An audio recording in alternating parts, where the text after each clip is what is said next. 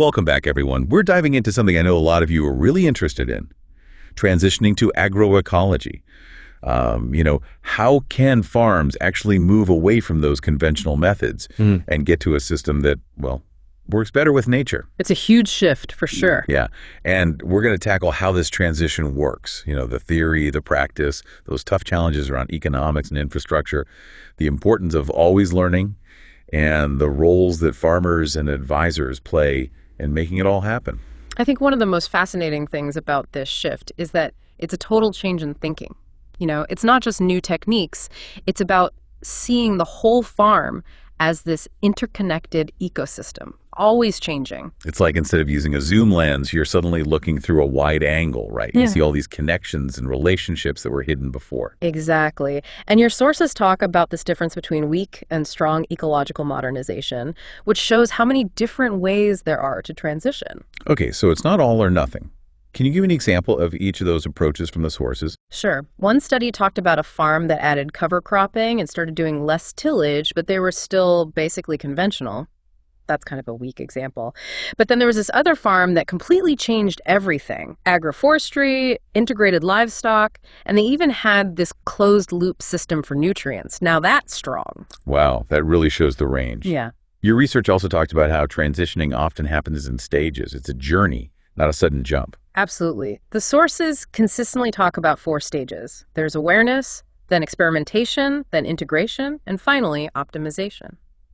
It's good for farmers to know they don't have to change everything overnight. That makes a lot of sense. It feels less overwhelming that way. Can you walk me through those stages, maybe with some examples from your research? Okay, so in that awareness stage, a farmer might go to a workshop about agroecology or read about a farm that's doing well with it. They're starting to get the idea. Then they might try out, say, cover crops on just a small area of their land. That's the experimenting phase. And if it works, they start using it on more land. That's integrating it. And finally, they're fine-tuning it, learning from what happened and getting the most ecological and economic benefit. That's optimization. So it's this constant cycle of learning and adjusting, which is something you were emphasizing before. But realistically, there must be some big challenges. You mentioned economic risks, for example. Oh, yeah, for sure. The sources all say that, transitioning can be tough financially, especially at the beginning. That makes sense. It's a big leap of faith, especially if you're already not making a lot of money. What are some ways to deal with those risks? Well, there's actually a bunch of solutions. Financial incentives like subsidies or grants can help offset those initial costs and lost income. And then there's this idea of payments for ecosystem services that's becoming more popular, where farmers get paid for providing stuff like clean water or taking carbon out of the air. That sounds pretty cool. Yeah. How do those payments actually work? So imagine a farmer plants trees along a stream to stop nutrients from running off their fields. Those trees actually help everyone downstream by keeping the water cleaner. So in a payment program, they could get money for that, either from the government or from the folks who benefit from the cleaner water, like water companies. So it's like we're finally paying farmers for all the good things they do for the environment that, they weren't getting paid for before. But money isn't the only thing, right? Right. We also need strong markets for agroecological products. That means supporting local food, connecting farmers directly to consumers, like with CSAs and farmers markets, and just letting people know about the benefits of sustainable food. It's about creating demand and making sure farmers have somewhere to sell their harvests. Exactly. But there's another big problem, not having the right infrastructure. Oh, right. A lot of areas don't have the processing facilities, storage, or transportation systems needed to handle food that's been produced in an agroecological way. So even if a farmer grows amazing food, getting it to people can be tough. What can we do about that? Well, investing in community infrastructure can really help. Shared processing facilities, co-op distribution networks, things like that. And then things like community seed banks can make a big difference, giving farmers access to seeds that are adapted to their area and helping to keep lots of different varieties alive. It's like creating a whole support system for these farmers. Exactly. If we deal with these challenges and give farmers what they need, we can make transitioning to agroecology both possible and well worth it.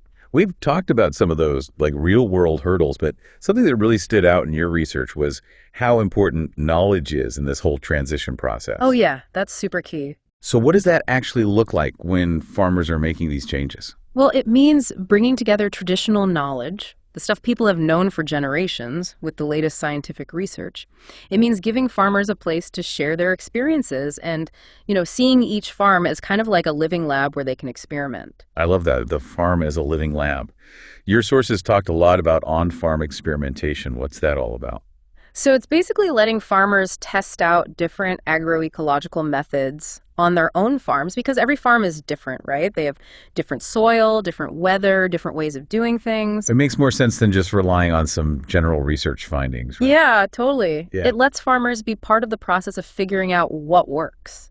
And it's not just about doing your own experiments, it's about sharing what you learn with other farmers. Right, which is where those farmer-to-farmer exchanges come in, right? Like those networks and field days where they can all talk about what worked, what didn't, and what they learned. Exactly. Those networks create this amazing sense of community, of learning together. And it's a place where traditional knowledge gets valued alongside the science. It's like weaving all these different threads of knowledge together to make something really strong and beautiful. That's a great way to put it. And those connections can really give farmers a sense of support, which they need when they're trying something new and maybe a little risky. But what about the people outside the farming community, like researchers and advisors? How can they help make this transition happen? Yeah, good point. Well, they've got a few important roles. They can be the bridge between, what scientists are finding out and what farmers can actually do on their farms. They can provide training and workshops to help farmers learn new skills. So they're like a resource, a guide, a partner on this journey. Exactly.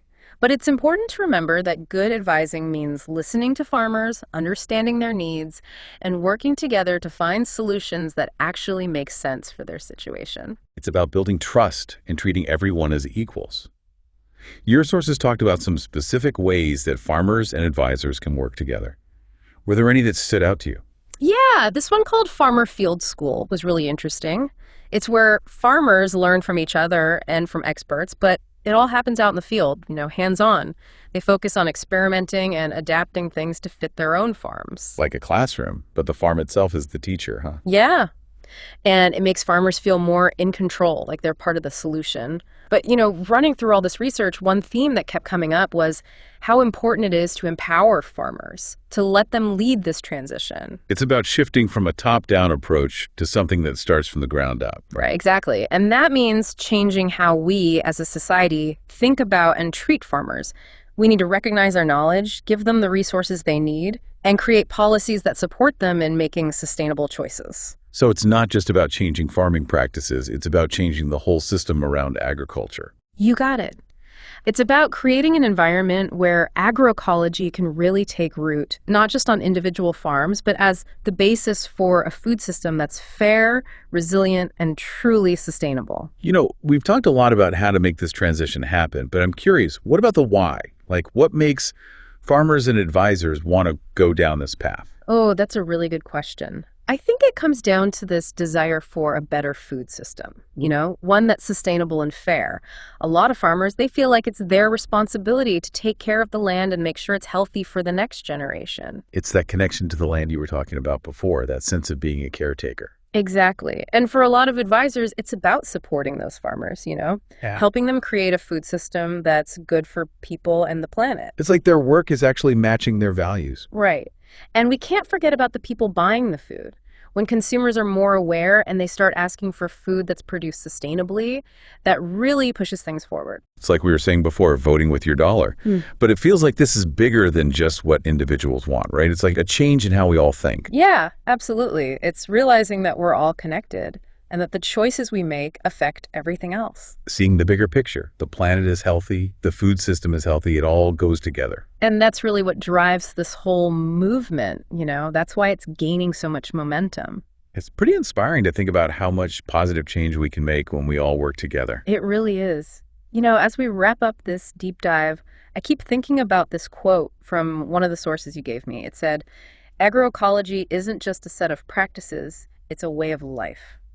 Wow, that's powerful. It's like, it's not just about changing how we farm. It's about changing how we live, how we connect with nature, how we see ourselves as part of this web of life. Exactly. And that's what makes it so exciting. It's about creating a future where everyone and everything can thrive together. That's a great way to put it. Well, everyone, that brings us to the end of our deep dive into transitioning to agroecology.